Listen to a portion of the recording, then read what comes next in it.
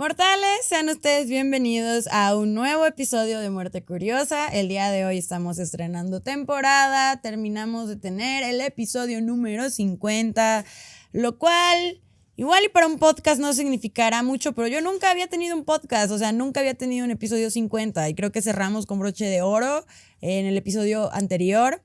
Pero bueno, hay que continuar porque la muerte no termina, la muerte es lo único permanente. Entonces, afortunadamente nos va a dar mucho de qué hablar de aquí al fin de los tiempos. Y el día de hoy justamente vamos a regresar un poco a las raíces de toda esta fascinación por el arte funerario. Obviamente el arte funerario, mortuorio, etcétera, alegórico, es un tema súper extenso que abarca muchísimos medios, muchísimas épocas, muchísimas representaciones distintas. También varía de los países, las religiones. Sabemos que es un tema muy fascinante, pero bastante complejo. Entonces hoy vamos a iniciar con algo bastante básico a la hora de hablar de iconografía funeraria. Vamos a hablar de los símbolos en los cementerios,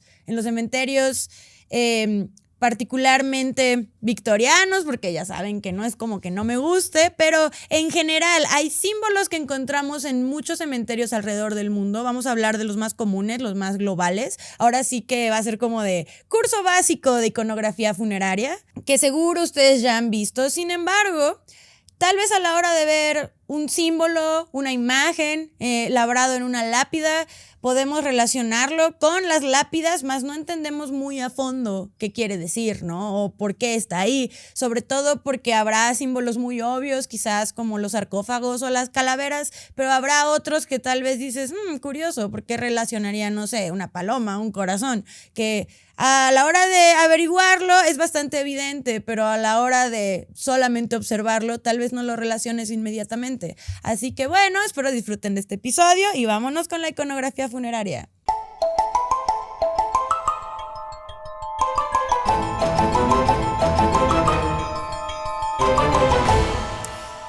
Bueno, mortales, antes que nada voy a intentar ser lo más descriptiva posible, porque a pesar de que estemos hablando de ahora sí símbolos e iconos funerarios, no va a ser estrictamente necesario que estés viendo el video en YouTube. Sí vamos a pasar imágenes y demás, pero si nos estás escuchando, ya sea por Spotify o por alguna otra plataforma de puro audio, no te preocupes porque realmente las descripciones creo que serán suficientes. Pero antes de meternos a navegar en este mundo tan extenso, porque también cabe mencionar que va a ser muy difícil mencionar todos los símbolos de cementerios, porque son muchos y les digo que varían dependiendo del lugar, incluso dependiendo de la persona, el difunto, pues.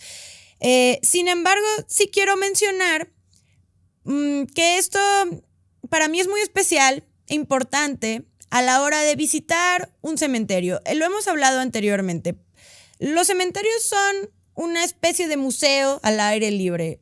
El cementerio en sí te puede decir muchísimo de una cultura, de una sociedad, de cómo ha evolucionado esa misma sociedad. Y no es nada más de ir, dar la vuelta y qué bonito, qué pacífico. O sea, sí se puede, todos lo hemos hecho y también está bien. Les digo que hay países donde es muy común que estén en calidad parque y vayas al cementerio a pasear al bebé en la carriola o al perrito o a salir a correr, lo cual es algo muy bonito en mi opinión. Sobre todo porque hay naciones que como consideran a los cementerios tales como museos, la verdad es que los cuidan bastante bien y son lugares bastante lindos para estar y pasar tu tiempo. Pero como lugares de estudio también, e insisto, las lápidas, los epitafios, las fechas, las pequeñas inscripciones extrañas que hay por ahí, todo te puede dar un contexto y un acercamiento más íntimo a la historia tanto de la persona individual como de la sociedad en la que vivía y en la temporada en la que vivió. Pues los iconos y los símbolos entran también un poco en esto, porque además de ser, en su mayoría son símbolos religiosos, pero hay otros que sugieren otras cosas, te dan más contexto sobre la muerte y la vida de la persona. Creo que es importante conocerlos, aunque sean los básicos, a la hora de querer ir a un cementerio a aprender, porque esto es una herramienta básica para tener contexto de la muerte o del muerto en cuestión, con todo y la época en la que fue enterrado, las circunstancias de su muerte. Para mí es muy fascinante, por eso estoy muy encantada de que en este episodio les pueda compartir un poco de esto. Insisto, va a ser lo más básico de la situación. Se puede poner más complejo, depende del cementerio, etcétera, etcétera. Pero vámonos. Por lo general, dividí este episodio en 3 secciones. Principalmente las plantas, los objetos y los elementos, y los animales y los personajes. También vamos a hablar un poco de los oficios, aunque eso va a ser de manera bastante sutil. Vamos a iniciar con las plantas, porque vemos en muchas lápidas distintas plantas y flores, que tú tal vez pensarás que es puramente decorativo u ornamental, cosa que a veces sí es el caso, pero a veces no, depende de la planta y depende de la flor. Sobre todo, recordemos que la florigrafía victoriana era un tema. Los victorianos también les gustaba mucho catalogar especies en general, ya sean aves, ya sean animales, ya sean plantas. Y los victorianos estaban bastante fascinados con las flores y las plantas en general. Su sistema de aguas en algún momento tenía ornamentos decorativos en sus tuberías representando plantas laxantes, lo cual me parece que es muy chistoso y bonito porque los victorianos veían más allá, ¿no? Y aparte estamos hablando de un sistema de aguas y de tuberías. No es como que es lo más pintoresco, pero aún así decidieron decorarlo como tal.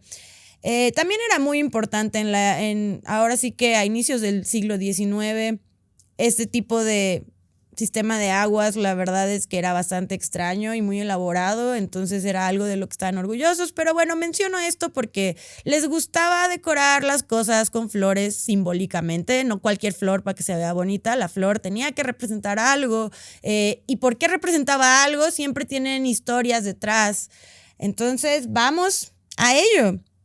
La corona de laurel. La corona de laurel se puede encontrar en muchas partes, en monumentos funerarios, tanto como simplemente labradas en una lápida muy sencillas. Hay muchas representaciones. La corona de laurel en el arte la hemos visto infinidad de veces, siempre está relacionada con el poder, con los emperadores, pues viene obviamente de un origen romano, griego, etc. Porque en esencia, cuando tú ves en una tumba una corona de laurel, significa victoria sobre la muerte, y la corona indestructible también está presente en iconografía de monumentos funerarios militares, porque tiene que ver con tus grandes hazañas como un ser, hombre, persona victoriosa en vida, tanto que tu victoria te acompaña en la muerte. Por más que ya ahora sea solamente hueso y polvo, tu victoria será inmortal. Es un poco lo que está intentando comunicar.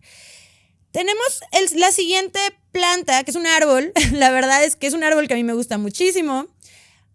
Yo cuando empecé a ver sauces llorones en las lápidas que he visitado en mi vida, puede que de inicio no haya entendido bien la simbología detrás, sin embargo, me hacía sentido, porque el sauce llorón, no solamente funerariamente hablando, sino que simbólicamente representa justamente la tristeza humana, ¿no? Es un árbol que pues se relaciona con eso desde siempre.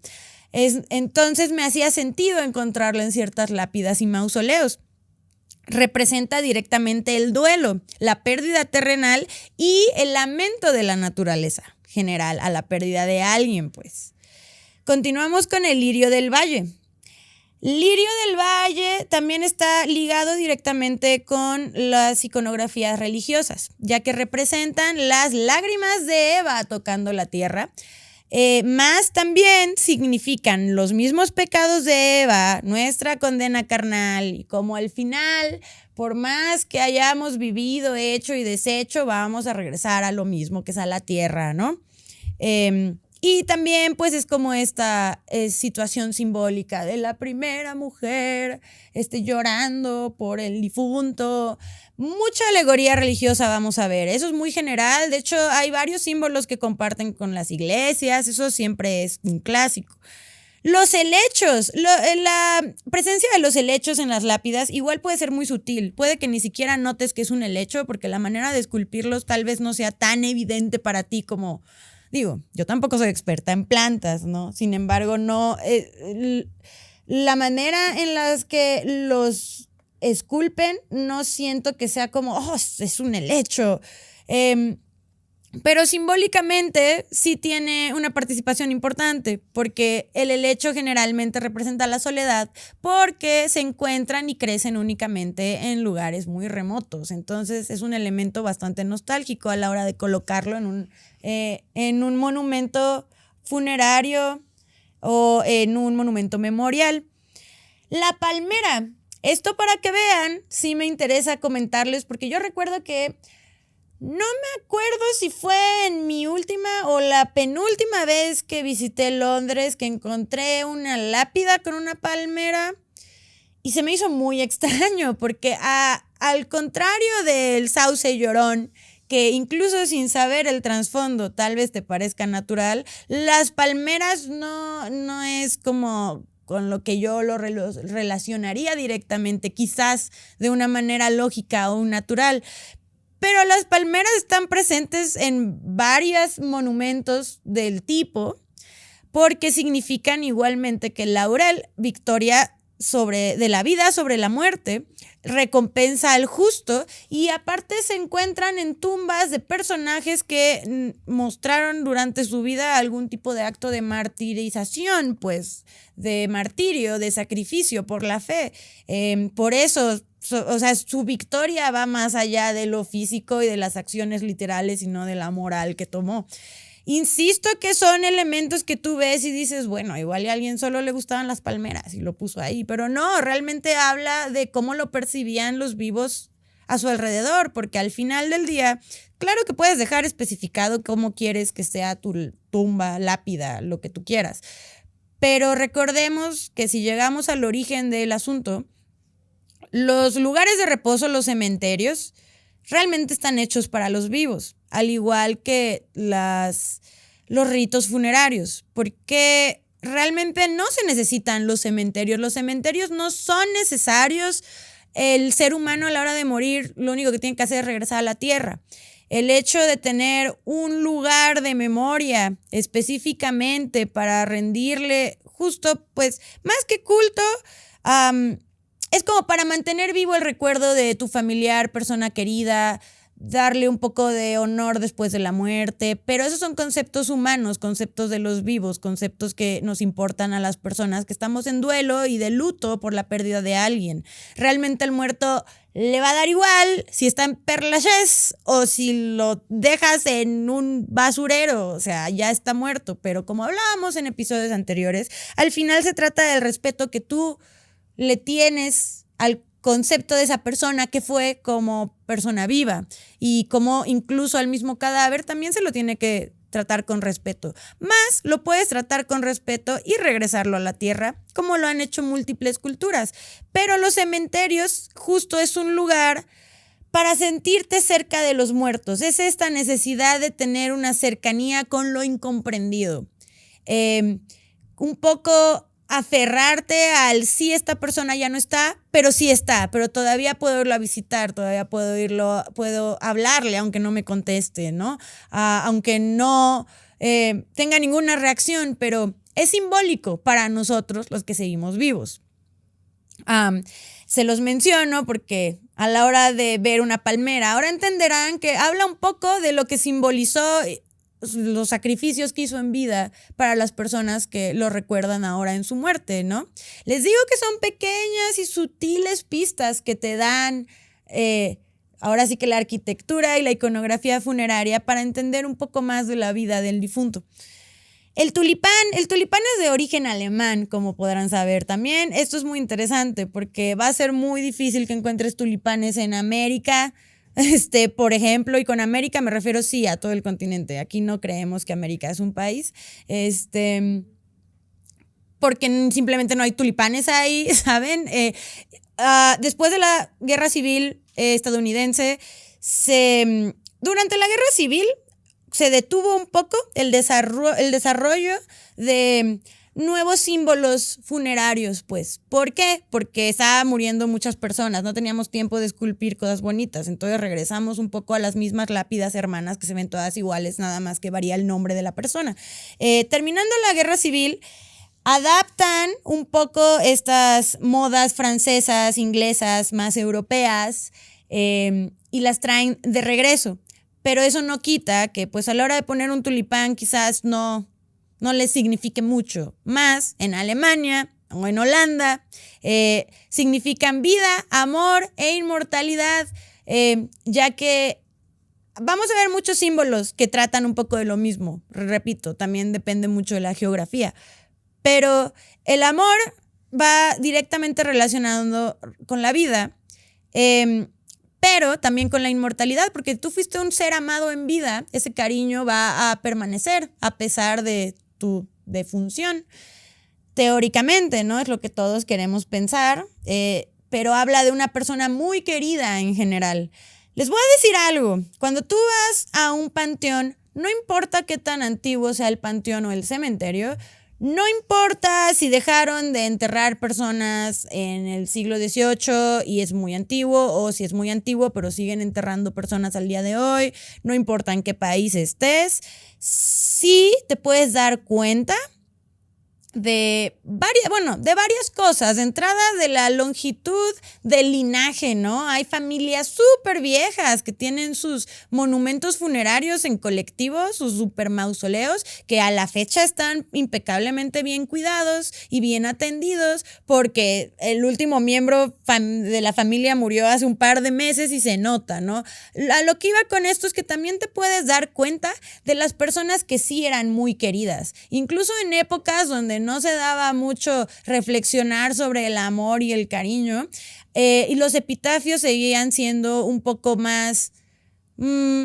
íntimos, más que fríos, como de tal persona murió tal día y ya, gracias. Te puedes dar mucha idea de lo que las personas, cómo tenían presente al difunto en sus vidas, para bien o para mal. Continuamos con la amapola. La amapola se presenta muchísimo, principalmente a partir de los victorianos, que les encantaba poner amapolas en todos lados, y va directamente relacionado con la muerte de alguna manera, porque la amapola simboliza el descanso y el reposo. Pero con reposo me refiero a reposo eterno, pues, a el descanso final y absoluto. Luego tenemos el narciso. El narciso se encuentra en tumbas muy específicas, o en teoría sí tendría que ser, porque representa directamente la muerte de la juventud y del deseo. O sea, que es una persona que murió joven, en ahora sí, su flor de la vida, cuando todavía está descubriendo cosas, estaba en un momento de su vida donde la muerte no tendría por qué llegar. Sabemos que la muerte nos puede llegar a todos, a los bebés, a los viejitos de 100 años, a mí en media hora, a ti en 2 días. Realmente puede ser por lo que sea. No tenemos que tener una enfermedad terminal, no tenemos que estar en medio de la guerra. Puede ser cualquier cosa, es lo único que nos espera a todos por igual. Sin embargo, la muerte de alguien joven, por las circunstancias que hayan sido, es particularmente penosa, porque te recuerda que le tenía tanto camino por recorrer, tanto por delante, y se interrumpió. Vamos a hablar un poco sobre la muerte interrumpida más adelante, porque obviamente hay múltiples símbolos que representan justamente esto. Ahora que comentaba lo de los oficios, quería hacer una mención muy efímera, rápida quizás. Regresamos a lo mismo. Analizar la tumba de alguien te dice mucho de su vida y de su muerte y de su historia. Si hay muchas tumbas, por ejemplo, lápidas, que son de pintores, que tienen la paleta de pinturas, que tienen los pinceles labrados en mármol, hay muchas representaciones. Eso también lo podemos ver en las vanitas, que hemos platicado cuando hablamos del origen del símbolo del cráneo y los huesos cruzados. Hablamos de las vanitas. También ahí existe mucha representación de ya sea tu profesión como militar, como artista, como músico, ponen elementos por ahí y se encuentran siempre en el arte también. Les digo, pinceles para el artista. En caso de los músicos puede variar bastante, pero usualmente es el arpa de Orfeo, simbolizando el arpa de Orfeo, que representa la música. También en los escultores ha habido monumentos funerarios que tienen estos sutiles detalles como el martillo y el cincel, representando su profesión. Los militares son un poco más evidentes porque tienen ciertas, ¿cómo decirlo?, representaciones de sus logros, medallas esculpidas. Tenemos las coronas de laurel que ya mencionamos. El ancla, las anclas usualmente van dirigidas hacia los marinos, hacia las personas que murieron en una batalla naval o algo relacionado, pero el ancla tiene una historia aún más antigua porque los primeros cristianos solían ocultar el símbolo de la cruz en forma de ancla a la hora de formar sus símbolos fúnebres. Entonces el ancla puede estar presente incluso en las tumbas de personas que no tienen nada que ver con la vida marina, pero es una es una representación de la cruz. También las anclas múltiples veces se presentan con cadenas. Hay veces que la cadena está rota. Ahorita vamos a hablar del simbolismo de las cadenas. Vamos a pasar a los elementos. Quiero mencionar los libros abiertos. Hay dos tipos de libros que usualmente podemos ver en los panteones. El libro abierto, que tiene variantes de inscripciones, a veces ni siquiera tiene nada y es nada más como la escultura del libro. A veces sí tiene inscripciones que son cosas más personales, simbólicas para la familia. A veces es una Biblia, que eso creo que no merece tanta explicación porque, bueno, hay gente que nada más quiere la presencia de todo lo sacro en su tumba. Pero el símbolo del libro abierto es básicamente que ya está expuesta a la historia de la persona. También puede representar conocimiento absoluto de que era una persona que estaba ligada directamente con lo intelectual, con la investigación, llámese su profesión o su pasión personal. Pero habla de que ahora la historia de vida de este ser ya está abierto a disponibilidad de todos. Y no de manera literal de que haya sacado un libro antes de morir, sino de manera simbólica, ¿no? De que ahora ya nos podemos sentar a platicar de su vida. ¿Y te acuerdas cuando hizo esto? Y a mí una vez tuve una conversación con esta persona y tal, y empezamos a intercambiar historias y se empieza a formar el libro de la vida de la persona. Este es un clásico, lo encontramos en todas partes, aquí en México incluso hay varias representaciones. Es la antorcha invertida. La antorcha invertida que sigue con fuego, a veces tiene fuego y a veces el fuego está extinto. Eso también depende de la situación de la muerte de la persona. El fuego, en general, la llama es el fuego eterno de la vida. Más la antorcha invertida es justamente la vida extinta. Y el fuego eterno va directamente ligado con la inmortalidad. Y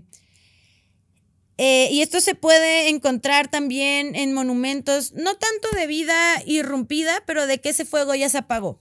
A veces puede incluso, aunque esté invertida, el fuego sigue prendido, porque aunque haya muerto la persona, su legado continúa. Lo puedes interpretar de muchas maneras, pero en esencia el fuego siempre va ligado con la eternidad, con la vida punzante y con la inmortalidad. Vamos a hablar de dos símbolos en particular que no puedo hablar de sin hacer una pequeña mención del Renacimiento egipcio. A partir de la expedición de Napoleón a Egipto de 1798, que dio pie a múltiples escritos sobre la cultura egipcia, recordemos que siempre ha existido un rush alrededor de la cultura egipcia, ¿no? Pero también hay que pensar, como siempre en este podcast, hay que pensar con el contexto histórico. Ahorita, no sé, yo crecí con los documentales locos de los aliens de History Channel, ¿no? Donde veías tus teorías de que si Tutankamón era un alien y no sé qué, o incluso no que tenga que ver con los aliens, simplemente que te explicaban de los ritos funerarios, las momias, qué onda con las pirámides, qué onda con su cosmovisión, con su mitología. Por lo menos a mí me tocó eso, desde que era pequeña, los documentales en la tele de que ibas a casa de tu abuelo y pues en lo que ellos andaban cotorreando con su vida de adultos, tú te ponías a ver cosas. Eso me pasó a mí, y ya luego pues ya nace un interés y vas a la biblioteca de la escuela y así, pero en este momento de la vida no existían los documentales de History Channel, tampoco existía el internet, o sea, el conocimiento, no es que no existieran estudios o conocimientos de Egipto o de otras culturas, pero sí eran más de pertenencia de los mismos investigadores, arqueólogos, historiadores, no del público. Sí se exponían bastantes libros que tú podías adquirir y eso ya dependía del interés particular de cada quien. Que les digo que esto empezó a cambiar después de la gran expedición de Napoleón, que dio pie a muchos autores a hablar del tema. En 1880, de 1880 a 1930, existió este revival del rush egipcio, sobre todo para los victorianos, que bueno, es que también los ingleses les encantaba ir a otros lados, robarse todos, estudiarlos. Hay algo de lo que hablaremos más adelante, pero los victorianos tenían fiestas para hacer unboxing de momias. O sea, de que vamos a hacer una reunión y es que compré una momia en el mercado porque ahí vendían momias de aquí para allá egipcias porque había un montón. Entonces los ricos las adquirían, hacían fiestas y las desenvolvían y las veían y eran como de, ay, voy a hacer una reunión en mi casa para ver la momia nueva que acabo de comprar por si le quieres caer. Esas eran las actividades. Tenían un rush con el mundo egipcio porque aparte también estaban viviendo en tiempo real el descubrimiento de momentos y objetos importantes. Pues era un momento importante para la arqueología, sobre todo cuando se trata de los egiptólogos. Entonces lo veíamos en todos lados, sobre todo en el arte. De hecho, esta corriente del revival egipcio todavía como que se mantuvo un tiempo después en el Art Nouveau. Nunca va a morir, siempre lo vamos a ver en todos lados, pero sí hubo momentos donde era un poco más imponente o más presente que en otras corrientes quizás. Y esto se los menciono porque evidentemente en el arte funerario no fue la excepción. De hecho, vemos un montón de símbolos egipcios en todos lados en los cementerios británicos victorianos. Tenemos desde las columnas egipcias básicas, de que abandonamos las clásicas columnas romanas y pasamos a las egipcias para los mausoleos, para los grandes monumentos. Eso lo pudimos ver mucho en el Highgate Cemetery. Y los obeliscos no solamente como monumentos funerarios, o sea, digo, en Washington hay uno enorme, ¿no? El obelisco lo vemos exclusivamente, hablando de monumentos funerarios, en las tumbas de personas de poder e influencia. Sigue compartiendo características simbólicas con lo que es la columna, cosa que voy a hablar más adelante y vamos a regresar al tema del obelisco. Aquí en el Panteón de San Fernando, esto me lo platicó en una visita guiada una historiadora funeraria que no sé si me está escuchando ahorita, se llama Luz, le mando un abrazo enorme porque ese día a mí ella me enseñó muchísimas cosas y cada que puedan ir con una historiadora funeraria a que les dé un tour a un panteón, por favor aprovechen esa oportunidad, es súper enriquecedor. Por más que te gusten estas cosas como a mí y estudies esto desde hace mucho tiempo, nunca terminas de aprender y siempre es muy importante ver las visiones de lo mismo desde otro punto de vista, ¿no? Desde otra persona, desde otro punto de estudio. Y esto se los comento porque en el Panteón de San Fernando hay un obelisco roto. Tiene una historia muy dramática, muy romántica detrás. No les voy a spoilear para que se puedan dar el rol por allá si andan por la Ciudad de México. Pero ese obelisco está roto. Es un obelisco que la punta está como crashada, pues. Al igual que las columnas, cuando una columna está rota o está como incompleta, como si la estuvieran construyendo y hasta ahí se quedó, porque las alturas de las columnas sí importan, sí simbolizan cosas diferentes. Lo mismo con los obeliscos.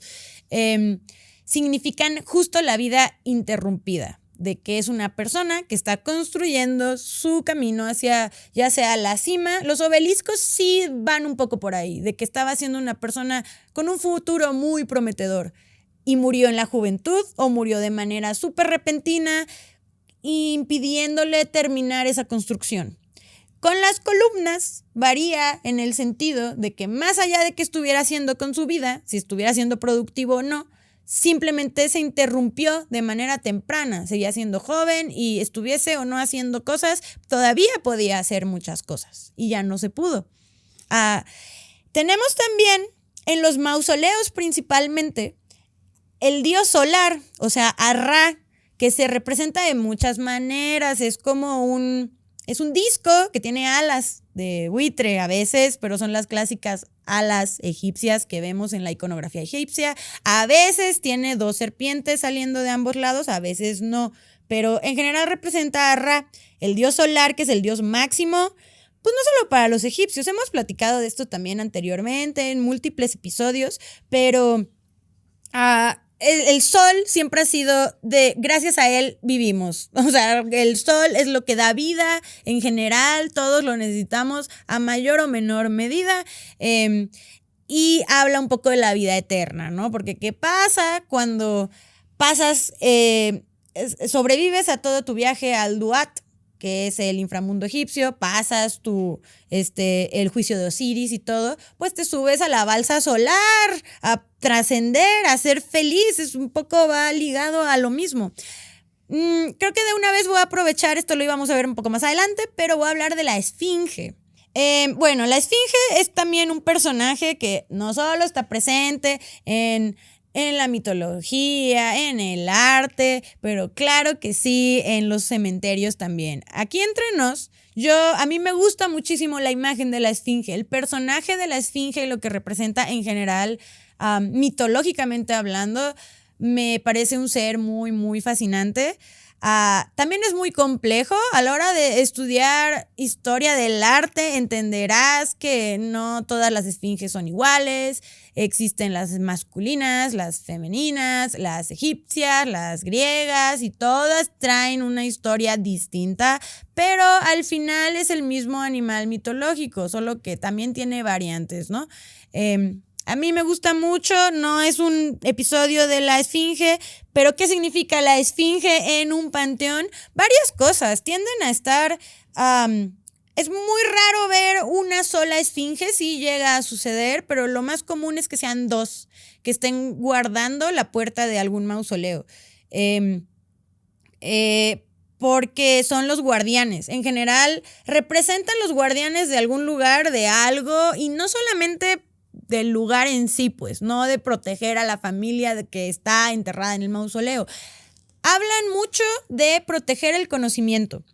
Acuérdense que a nosotros, y sí hablo en general, porque la muerte al ser humano siempre le ha fascinado o le ha asustado, al final regresamos a lo mismo. Nos da miedo todo lo que no comprendemos. Y hemos estudiado cada rincón de la vida y aún nos falta bastante. Y la muerte es algo que nunca vamos a terminar de entender, porque ningún muerto ha regresado a contarnos qué onda, ¿no? Entonces, a la hora de morir, desbloqueas ese logro, desbloqueas el misterio, desbloqueas el conocimiento de, quién sabe, obviamente nadie que haya pasado por eso va a estar escuchándonos, pero te mueres y dices, pues con que esto es lo que pasa cuando te mueres. Es cosa que nadie vamos a saber hasta que nos toque.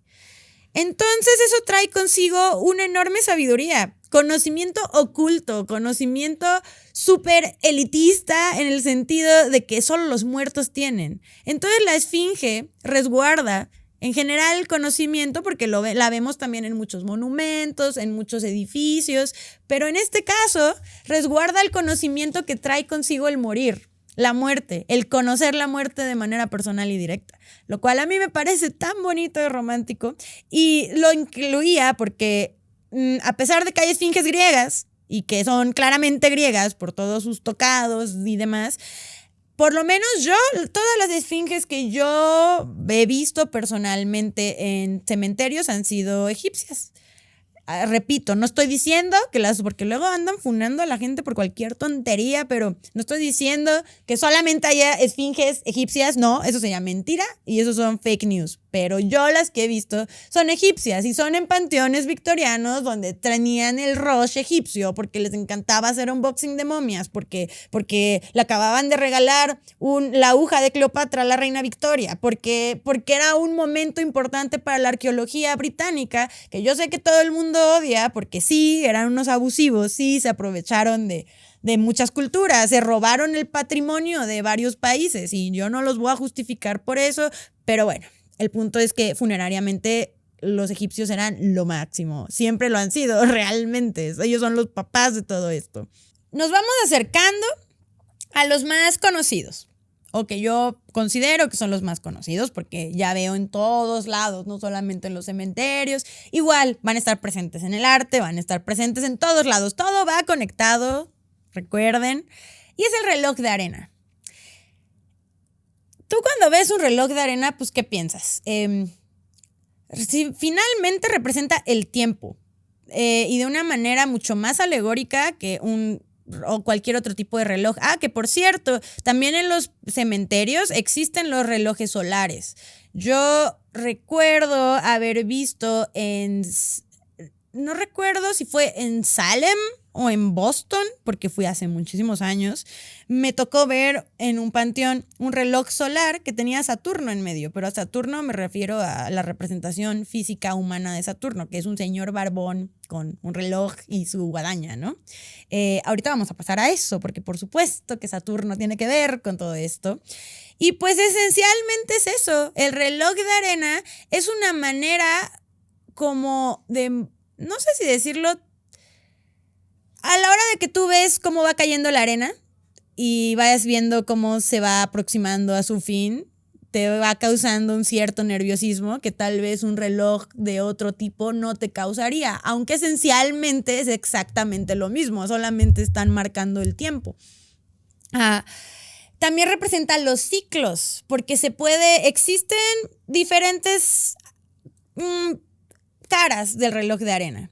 Digamos que tenemos el que ya se terminó, está totalmente vacío de la parte superior, entonces tu tiempo en la Tierra ha terminado, su tiempo ya acabó. Está el que es el reloj de arena que se pone de manera horizontal, que ahí no necesariamente se terminó tu tiempo, pero se interrumpió por alguna razón, porque lo estás volteando e igual y la arena no se ha terminado de un lado.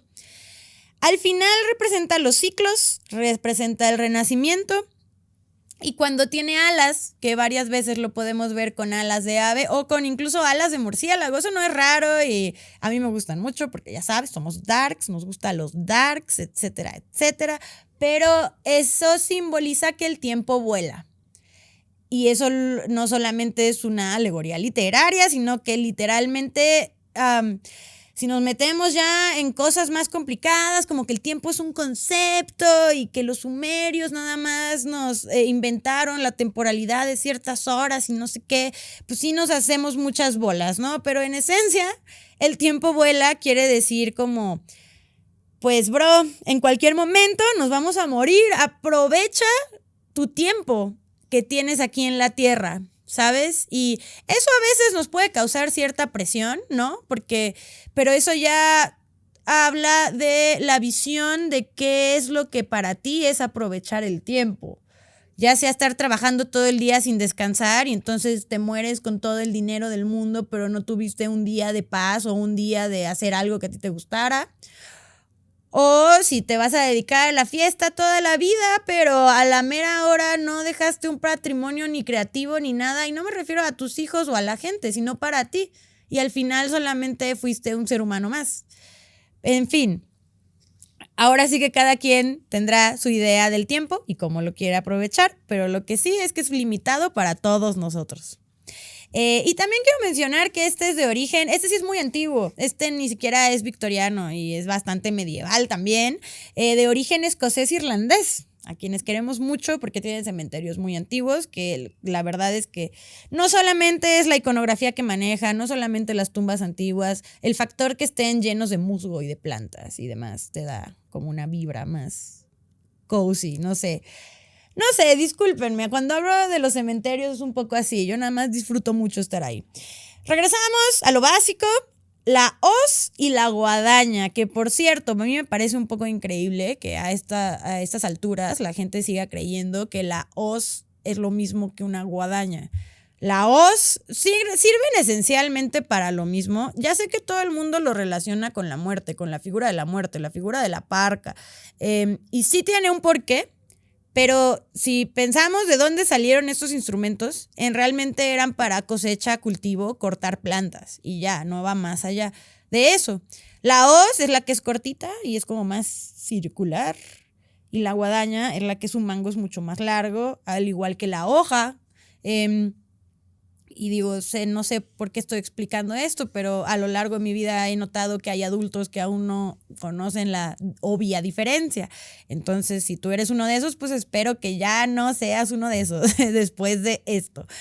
Pero ahora, ¿cómo relacionamos? ¿Cómo este símbolo se convirtió en el símbolo más internacional reconocido de la muerte y del morir y del elemento que siempre trae la parca consigo? Si es un instrumento exclusivamente para cosecha.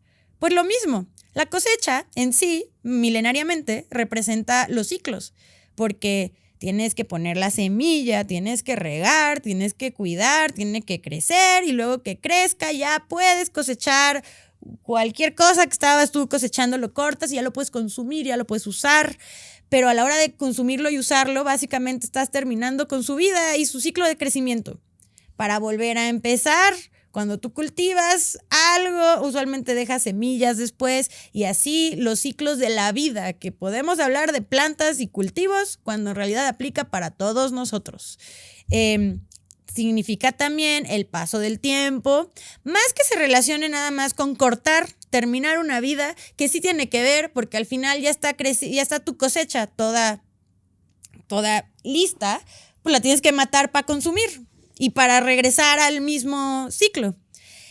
Es literalmente por esto que la parca, la muerte, la santa muerte, como tú la quieras ver, ahora sí que el hombrecito con una capucha negra que viene por ti en los Sims cuando te mueres, ese bro así también siempre trae una de esas porque no la usa para nada realmente, solamente es simbólico, porque es el fin del ciclo, más es la transformación. Porque a la hora de morir también no es necesariamente ya dejas de existir y ya. Con respecto a múltiples creencias, religiones y culturas, es la bienvenida a tu próxima vida, al próximo nivel, a lo que sigue. En el caso de la reencarnación, porque fuiste tonto y no llegaste al nirvana y no escapaste del samsara, como ya platicamos anteriormente, y pues bueno, qué mal, te toca regresar a repetir el ciclo para que agarres la onda. Todo es cíclico. Todo es regresar a lo mismo, todo es renacimiento, todo es muerte, nacimiento, muerte, nacimiento. De hecho, una persona en su vida puede pasar por muchas muertes, ni siquiera físicas o literales, pero sí mentales, emocionales, hay de todo tipo. Y tú dirás, ay, no, eso ya está muy acá psicológico. Y sí, pero es verdad, es parte depende cómo tú quieras entender el concepto de los ciclos. Esencialmente, la hoz y la guadaña representan eso, no es nada más un prop para tu fiesta de Halloween, va más allá. Y este sí es un símbolo súper antiguo que hemos visto desde siempre. Es algo que siempre se ha relacionado con la muerte. Antes de que el ser humano se complicara la vida con ideas, filosofías y conceptos, se iban a lo literal, se iban a lo que tenían a la mano. Entonces utilizaban estos símbolos que para ellos era muy obvia su representación. Más allá de ponernos a pensar y filosofar, nos íbamos a lo físico, literal. Eso también es muy interesante para mí a la hora de reflexionar cómo ha sido la relación del ser humano con la muerte desde sus orígenes como ser humano, pues. Tenemos un símbolo bastante común que tú no sé, yo me pregunto de por qué estará eso ahí o qué significará. Y yo quiero pensar que tú también y por eso escuchas este podcast, pero son las manos que se están estrechando. Es común encontrar en lápidas manos que se están estrechando. Y esto tiene dos simbolismos esenciales.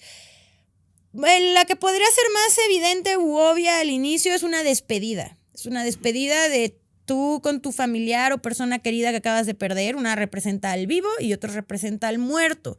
De hecho, es común encontrarlo en tumbas familiares.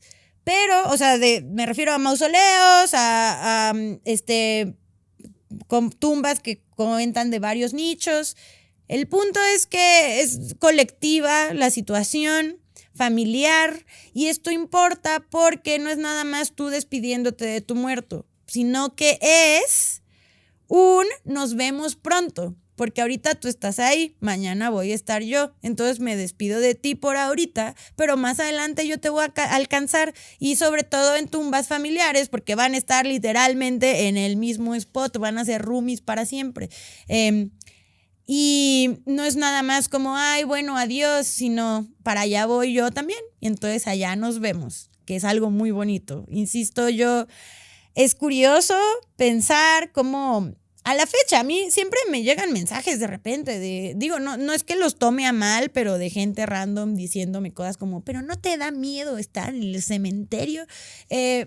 No sé si topen todo lo que les acabo de explicar, en realidad es muy bonito. En realidad el cementerio es el lugar de reposo y de paz, y tanto simbólica como literal.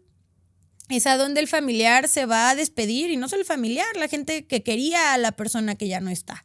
Los lugares donde más inquieta estoy yo son en los hospitales, por ejemplo, donde ahí sí se mueve todo el dolor del mundo. Ahí sí no me siento nada cómoda, yo odio ir a los hospitales. Ese tipo de lugares es donde sí dices, no, aquí no está divertido. Los cementerios no, los cementerios es nada más un museo de la gente, del pueblo, de las personas que participaron en nuestra sociedad y que algún granito de arena aportaron en su momento, grande o chico, y que estuvieron aquí como tú y yo ahora, y nosotros vamos a ser esas personas para la gente que está haciendo podcast en 100 años, ¿no? Entonces, siento que es algo muy lindo. No veo por qué colectivamente y popularmente los cementerios ni siquiera están diseñados para ser un lugar tenebroso, ni siquiera era la intención del cementerio, pero la cultura pop los ha convertido en tal cosa. Entonces, está interesante. Nosotros como mexicanos, que somos tan apegados a la muerte y nos reímos de la muerte todo el tiempo, y existen las calaveras y existe todo esto, seguimos teniendo ñáñaras con los cementerios. Creo que hay que regresar un poco a la raíz para mejorar un poco nuestra relación con estos lugares. Finalmente, ahora sí, las columnas. Cuando una columna está muy alta, ya tenga una urna arriba y una urna de piedra o de mármol, porque luego hay muchas esculturas de urnas, que es como para que nos recuerden también la mortalidad de que regresamos a ser cenizas y demás. A veces tienen esculturas de X personaje, a veces pueden ser ángeles, pueden ser santos, siempre hay muchos santos. Los ángeles, vamos a hablar de eso un poco más adelante, porque los ángeles también varían.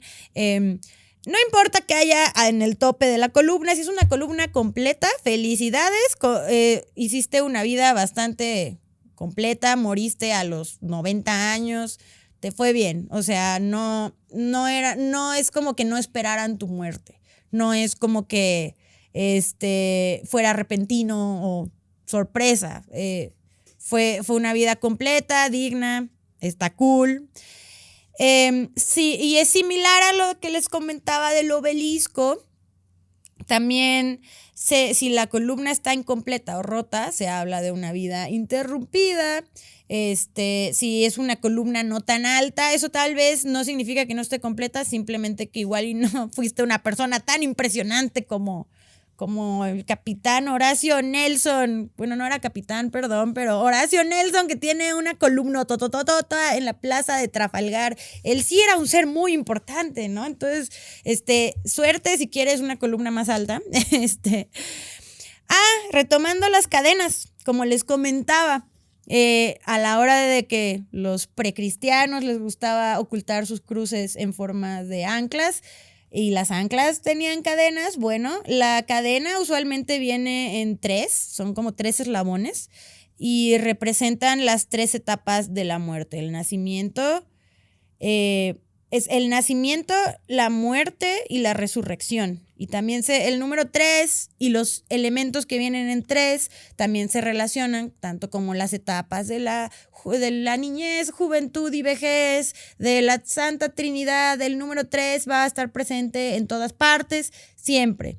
Y las cadenas también representan linaje.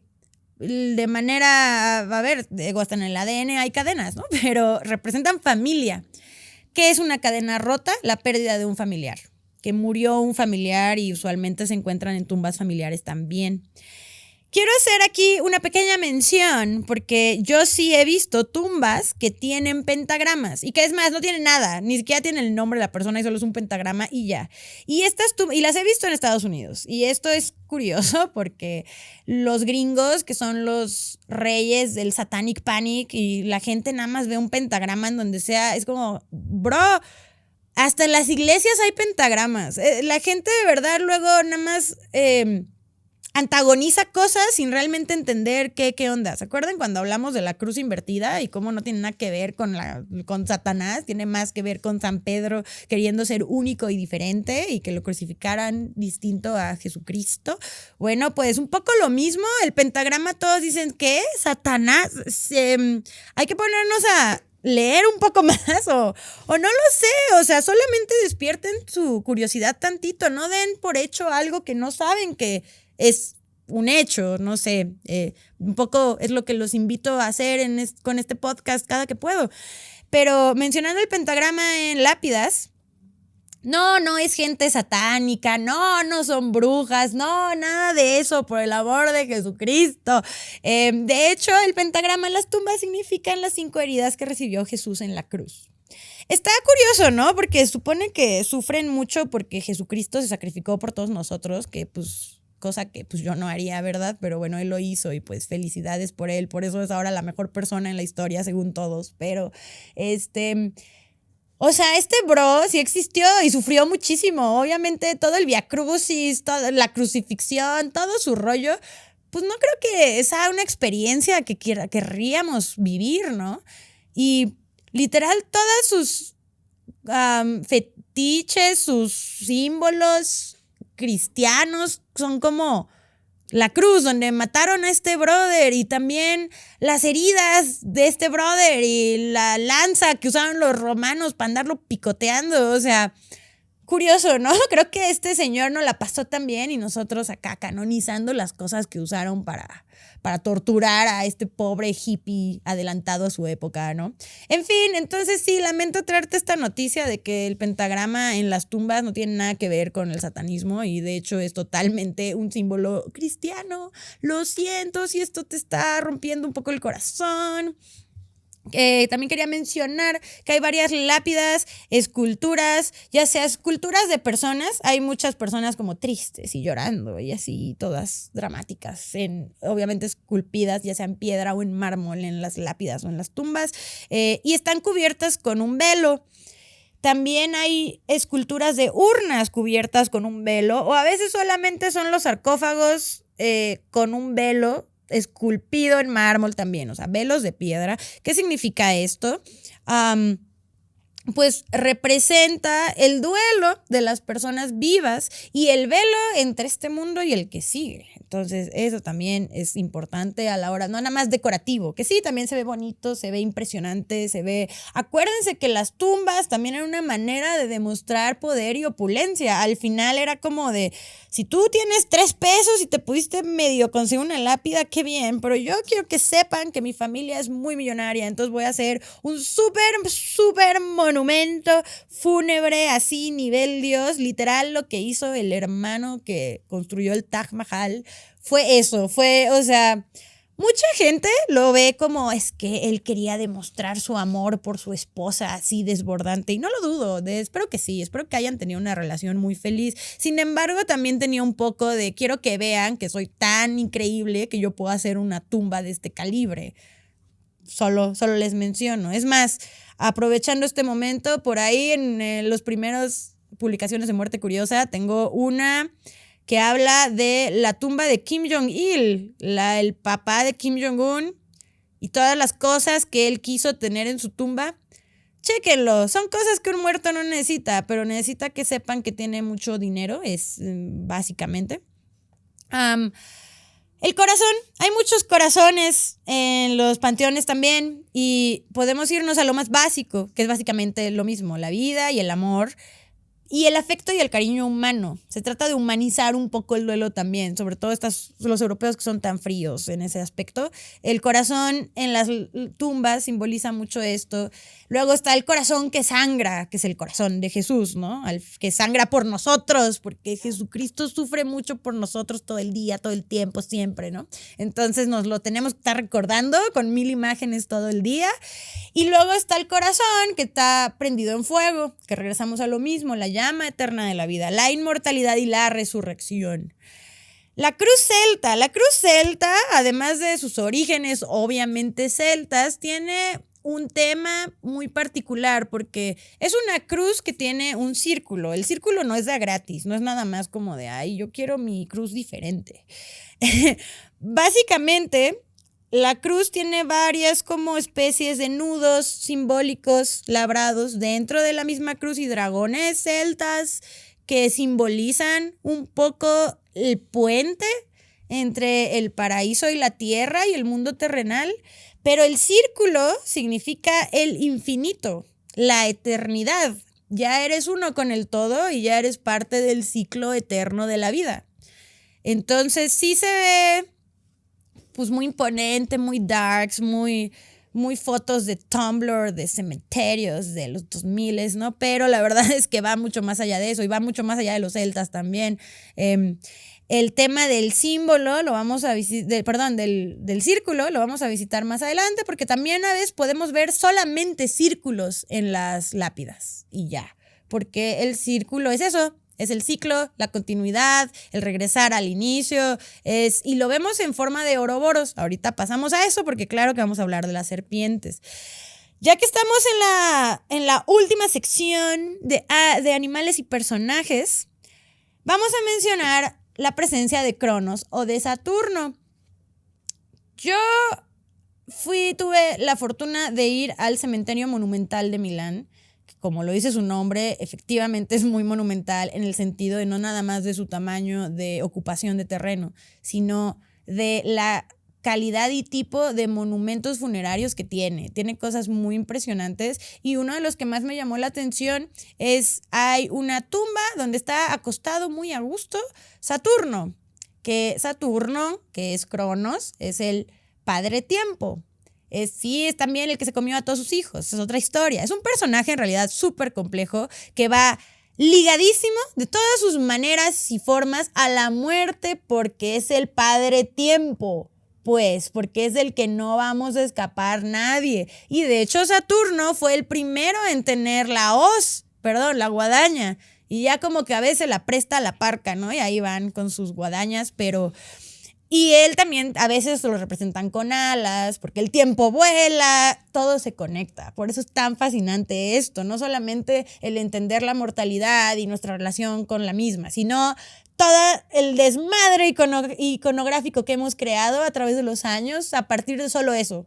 Intentar hacerlo tener sentido, intentar relacionar las cosas para darle un sentido a la muerte, para darle un simbolismo un poco más ameno y más personal para no vivir aterrados todo el día con el morir. Y él también trae sus relojes de arena, a veces no, a veces trae un mundo, porque al final es él y es el padre tiempo, la madre tierra, la presencia de la tierra y de los ciclos y de las estaciones. Todo es cíclico, mortales, todo. Tenemos la presencia de los querubines, que los querubines son los que cargan el trono de Dios y por eso en todos los iconos y pinturas siempre están abajo cargando gente, ¿no? O bueno, no gente, pero siempre están como sus cabecitas y sus alitas abajo porque están cargando el trono de Dios. Y en este caso están muy presentes en las tumbas de los niños. pues, porque ellos llegan a un punto de su vida donde cuando mueres en la niñez ni siquiera tuviste tiempo de... Eres muy puro, eres muy... O sea, un niño... Digo, esto podrá ser discutible, quizás, pero en teoría los niños no pueden causar ningún mal, ni actuar desde la malicia, por ende son puros. Entonces automáticamente se relacionan con los querubines, ¿no? Que son como bebés alados. Vamos al cráneo. El cráneo, vamos a ver cráneos en todos lados siempre. Y yo creo que esto ni voy a elaborar tanto porque sabemos que el cráneo representa la mortalidad humana. Somos nosotros. Tú tienes un cráneo, yo tengo un cráneo, tu mamá tiene un cráneo y cuando nos vayamos a morir, si es que no nos creman, ese cráneo va a ser visible para todos los gusanos porque vamos a regresar a lo mismo. Y existe toda este tema, ¿no? De el racismo y la religión y cómo todos nos estamos peleando por cosas bien estúpidas, ¿no? Como tu orientación sexual o porque si eres de tal color de piel o porque si eres musulmán o nos estamos a cada rato agarrando el chongo y sacando los ojos por cosas tan superficiales cuando si yo me muero y mañana una mujer negra musulmana se muere y nos podrimos las dos en la tierra, nuestros cráneos se van a ver esencialmente iguales porque somos lo mismo. Regresamos a eso. Entonces, cráneos en todos lados, siempre. En el arte funerario, en el arte no funerario, cráneos always, nosotros, morir todo el tiempo. Relaciónenlo siempre. Y cuando les ponen alas a los cráneos, básicamente representa... también cuando no necesariamente son cráneos, a veces son solo caritas con alas, que son diferentes a los querubines. Es difícil a veces diferenciarlos porque se ven un poco muy similares, pero es básicamente el alma yéndose. Si eres tú diciendo adiós, soquetes, ya no quiero estar aquí. La parca, que también la vamos a ver en todas partes. Lo mismo, la parca es la personificación de la muerte. Por eso... quien representa la muerte realmente es un esqueleto. Y es curioso cómo este personaje ya se ha vuelto tan antagónico y tan horroroso para nosotros los humanos, cuando es solamente una persona sin piel ni carne. Pero es puro hueso, porque ya está muerto. O más bien representa eso, representa a nosotros en la tierra, con toda nuestra carne podrida. Pero ese bro, la parca, no es tan diferente a ti y a mí. Es tú y yo en un rayo X, ¿no? Haciéndonos una radiografía. Entonces, en su presencia en los monumentos funerarios y en las iglesias y en los monumentos generales de la vida y en las pinturas. Y cuando luego hay muchas representaciones como de guerras y batallas, ¿no? Donde está la muerte volando sobre el campo de batalla porque están todos los muertos. Al final solo es eso. Es nuestra manera de convertir a la muerte en un ser, en un personaje que lo represente en todo. Esa es, y lo tenemos muy presente en los cementerios. Hay varios que están aquí con el muertito diciendo ya no pasa nada, que está acá en las tumbas nada más, pues, no sé, chileando. Al final también mucha demostración de capacidades artísticas, esculturales, ¿no? Pasamos a los ángeles, que también los vemos en todos lados, siempre hay muchos tipos de ángeles, ¿no? Están los ángeles que están con su dedo viendo hacia arriba, ¿no? Porque ya estamos ascendiendo todos, ya nos morimos, pero como teóricamente fuiste un gran cristiano religioso, 10 de 10, pues ya nos vamos todos al cielo, maravilloso. Luego están los ángeles con trompetas, esos son los más agresivos, porque no es nada más de te moriste y ya, es ya el juicio final. Tu muerte es tan importante que es básicamente el juicio final. Y también como manera no colectiva, sino individual, es tu juicio final. Y eso del juicio, no solo en el tarot, sino lo que hablábamos, ¿no? El juicio de Osiris.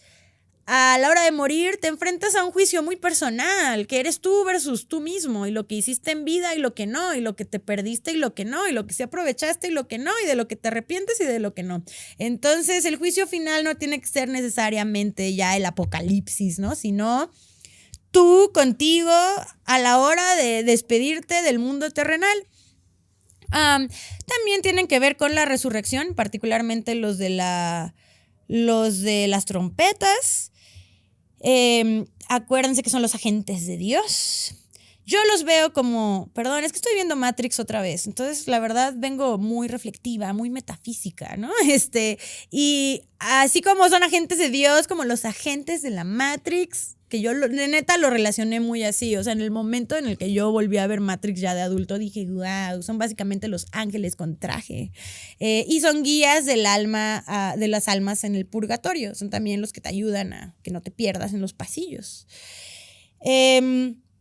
Los corderos los vemos, representa también como al Agnus Dei, ¿no? El Cordero de Dios, el Lamb of God y todo este rollo, pero regresamos al tema de la inocencia, de la pureza, de que no tiene un gramo de maldad y se encuentra igual en la tumba de los bebés y de los niños, que esas son las muertes más penosas, ¿no? Porque pues un bebé simboliza muchas cosas. Y es una nueva persona en el mundo que está listo para afrontarse a los terrores de la existencia. Y a la hora de morir pronto, pues es una tragedia, es una vida que no se dio. Y también, pues es una tragedia familiar y personal bastante grande. Es la muerte de la pureza. Tenemos a la paloma, que el simbolismo de la paloma también está directamente ligado con el Espíritu Santo, totalmente, es el cuerno de José, por supuesto que sí, pero depende de cómo esté dirigida la paloma. Si está yendo hacia arriba, otra vez, estamos ascendiendo porque somos lo máximo, ya vamos al paraíso y fuck yes, pero si está yendo para abajo, básicamente es el mensajero de Dios que viene por ti para llevar las almas al cielo también. Al parecer tienen mucha chamba los que se dedican a llevar las almas al cielo y hay como muchas personas involucradas en ese puesto, pero también tiene que ver, alquímicamente, la paloma, tanto en su misma connotación como la paloma del Espíritu Santo, tiene otras funciones y tiene que ver hasta incluso con el esperma universal a la hora de ir y fecundar el mundo de los cielos. Está muy loco, pero no estamos hablando de eso. Sin embargo, yo sí veo la relación del mundo alquímico y de sus simbolismos con el arte funerario, que hace referencia al arte religioso. Regreso a lo que ya repetí 30 veces hoy. Todo está conectado, todo. Vean Matrix otra vez, ¿vale? Y platicamos. En fin, terminamos con dos muy importantes. La serpiente. La serpiente es por siempre y para siempre. Sí la han relacionado con el diablo porque Eva y llegó la serpiente y le dijo, cómete esta manzana, ándale. Y la otra, bueno, ok, y ya es como la personificación del mal, de la envidia, de los movimientos tramposos, de la deshonestidad. Sin embargo, también es el símbolo de la sabiduría. Y cuando se encuentra en Ouroboros, y con Ouroboros, para los que no sepan, que pues ya todo el mundo se tatúa un Ouroboros, entonces me haría raro que no supieran, pero que es la serpiente que se traga su propia cola, representa eso, los ciclos. Otra vez, lo mismo, como todos regresamos al mismo estado del que salimos, sin importar quién eres, sin importar si sabes muchísimo, sin importar qué hagas, todos regresamos al mismo ciclo terrenal del que salimos, al que pertenecemos. Y finalmente, esta es de mis favoritas, porque habla en el arte de algo un poco más oscuro, quizás la gente tal vez lo vea de esa manera, de lo que pensaría uno, que son las mariposas. Ves muchas mariposas en las lápidas y tal vez a primera vista, porque eso fue lo primero que yo pensé en su momento cuando yo era muy joven, pues no sé, es alguien que le gustaban las mariposas, son bonitas, así como decoran todo con flores, pues ¿por qué no con mariposas? Las mariposas, además de ser estos como símbolos como cursis, bonitos, girlies, lo que tú quieras, sigue siendo el máximo y absoluto símbolo de la transformación, que es la muerte, es transformación. Recordemos que las mariposas también son las amas y señoras de los ciclos. También habla de una vida corta, porque las mariposas no viven mucho. pero dentro de su corta vida pasan por múltiples transformaciones, desde que son una oruga hasta que se vuelven a un capullo y de repente salen siendo mariposas. Es un ciclo de vida corto, pero eventual. Hay mucho sucediendo ahí. Entonces puede que sí vaya ligada a que la vida de esa persona fue corta, pero con muchos acontecimientos, pues. Y de constante transformación. Y eso regresa un poco a lo mismo, de que en una vida hay muchas muertes no físicas y que tienen que ver con tu propia transformación, y hay mucha muerte de tu personalidad anterior, de tus cuadros de pensamientos anteriores. La mariposa en general se relaciona con esto también. También la mariposa tiene que ver con el psique. De hecho, es por eso que Psique, que es como es un personaje de la mitología griega, tiene alas de mariposa. Y tiene un poco que ver con el origen de la imagen de las hadas, pero bueno, eso ya es otra historia. Ya no nos vamos a complicar más este rollo porque es muy extenso. Los símbolos, de verdad, cuando te metes a estudiar la historia de ellos, es muy fascinante. No terminas nunca, no terminas de relacionar uno con otras 1000 cosas. Insisto que esto fue como ni siquiera fue una masterclass. Esto fue lo más básico de la simbología funeraria en los panteones. Una vez más, episodios como este existen para invitarlos a ver más allá de la piedra, del granito, más allá de sus fotos darks para el Instagram, que está bien. Yo también soy esa persona de las fotos darks para el Instagram. Pero sí a que se adentren más a los cementerios, a que analicen las tumbas. Hay mucho que se puede aprender, tanto de personajes que tal vez no aparezcan en los libros de historia, pero eso no les quita que hayan sido personas interesantes o importantes de su manera. Y también, pues entender cómo era la gente antes, de qué morían, por qué morían de eso, cuáles eran sus circunstancias, por qué moría tan joven la gente antes. Son museos al final, y es por eso que habemos personas que nos gusta pasar tanto tiempo y cada vez que viajamos a algún lugar tenemos que visitar el cementerio porque te dicen mucho de esa cultura que tienes la fortuna de estar visitando. En fin, esto fue Muerte Curiosa. Nos vemos en su próximo Martes de Muertos. Espero sus comentarios. Por favor, suscríbanse al canal de YouTube, incluso si nos escuchan en Spotify o en alguna otra plataforma que de puro audio. Agradecería muchísimo que nos regalaran una suscripción, que pudieran compartir en sus redes, con sus amigos, enemigos, etc. Espero hayan disfrutado de este episodio. Me emociona mucho esta nueva temporada, que vamos a traer cosas muy locas. Muerte Curiosa está creciendo, están pasando cosas muy padres. Ya saben, síganos en TikTok, síganos en Instagram, en todas sus redes, compartan mucho. Muchas gracias por seguir aquí. Ya vamos a cumplir casi el año. Oh my God. Y pues nada, nos vemos en el próximo Martes de Muertos.